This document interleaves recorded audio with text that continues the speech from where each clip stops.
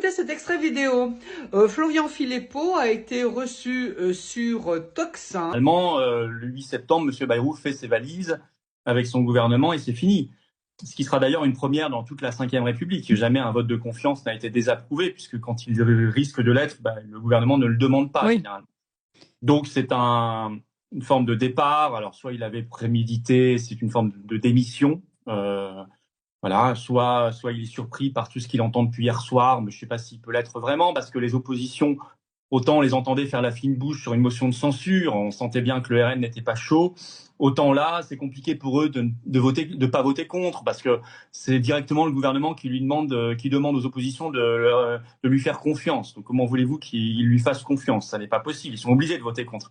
Donc en réalité, même s'il ne faut pas relâcher la pression, je pense raisonnablement que ce sera fini pour lui et son gouvernement le 8. La question tout de suite qu'on doit se poser, c'est après.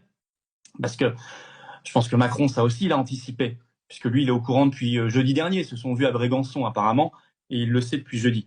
La question, c'est après. Et moi, je pense qu'il faut immédiatement mettre la pression sur celui qui sera nu, c'est-à-dire Macron. Et qu'il faut immédiatement exiger sa démission. Il est gravement désavoué par tout ce qui se passe. Il a une seule solution, c'est de partir.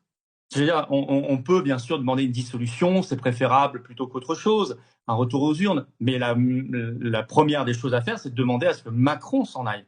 Parce que s'il ne s'en va pas, et là je veux quand même alerter nos téléspectateurs, s'il ne s'en va pas, nous entrons dans une période où c'est lui qui va redevenir maître des horloges. Et vous avez comment ça Attendez, comment il peut, avec la situation chaotique dans laquelle on est et justement un vote de défiance, arriver à redevenir maître des horloges?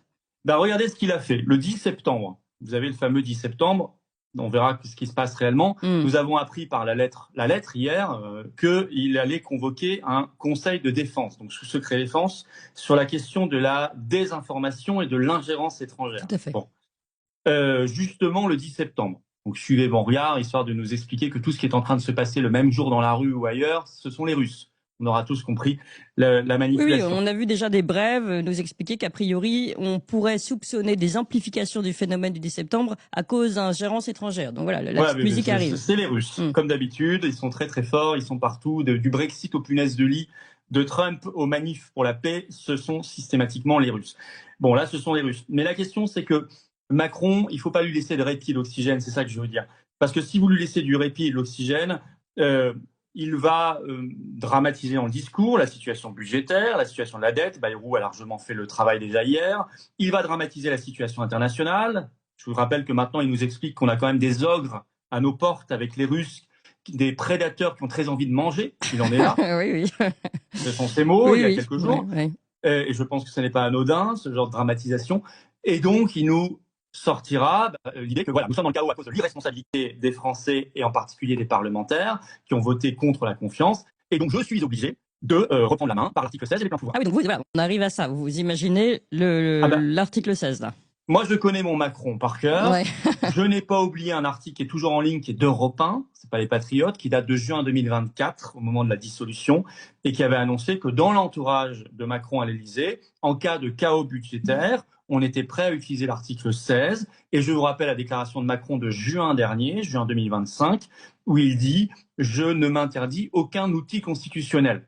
Je ne dis pas qu'on va avoir l'article 16 demain matin, ni même le 9 septembre. Je dis que chez Macron, et je ne vous aurais pas forcément dit ça avec tous les présidents qu'on a eus ces dernières décennies, mais chez Macron, qui a un problème psychologique, enfin c'est une personnalité pathologique, qui a très envie de tout tester, j'ai l'impression, eh bien, il y a ce risque. Nous avons l'antidote, c'est de ne pas lui laisser une goutte d'oxygène et de répit, parce que s'ouvre malgré tout une séquence historique extrêmement intéressante. Vous l'avez dit vous-même tout à l'heure, ça bouge et c'est bien. Vous avez raison, il n'y a rien de pire que le ronronnement du système quand on a l'impression qu'il ne se passe rien. Là, ça bouge. Donc, il faut mettre la pression maximale dès là maintenant, évidemment, et le 8, et avant le 8, et après le 8. Non seulement pour demander la démission de Macron, non seulement pour demander un retour aux urnes par une dissolution, mais aussi pour faire avancer nos idées qui sont les bonnes contre la dette et pour simplement sauver la France, à commencer par la sortie de la France de l'Union européenne, qui me semble être le préalable absolu à tout. On a une fenêtre historique là pour faire avancer ces idées-là. C'est pour ça que nous on avait prévu depuis des semaines et j'en suis très heureux parce que je pense qu'elles vont avoir un relief particulier. Oh oui, elles risquent d'avoir un relief particulier. Ne pas oublier que concernant Florian Philippot, il tient avant tout à se mettre en avant. Et là, c'est une opportunité pour lui de le faire. Donc, prenez le bon recul et surtout vos réactions.